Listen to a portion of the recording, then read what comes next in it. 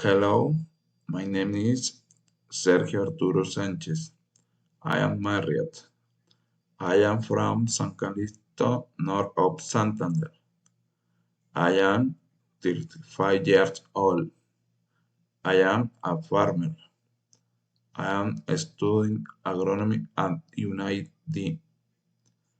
I live in San Calixto. In my free time, I like to play soccer and spend time with the family.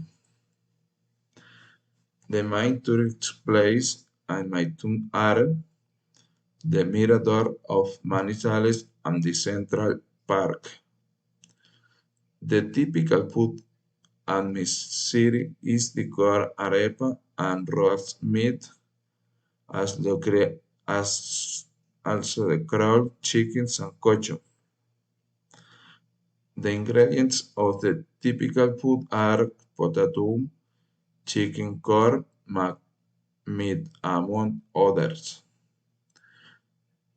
The celebration and Mitom are the patronal festivities and the farmer and the day of the Virgin of Carmen.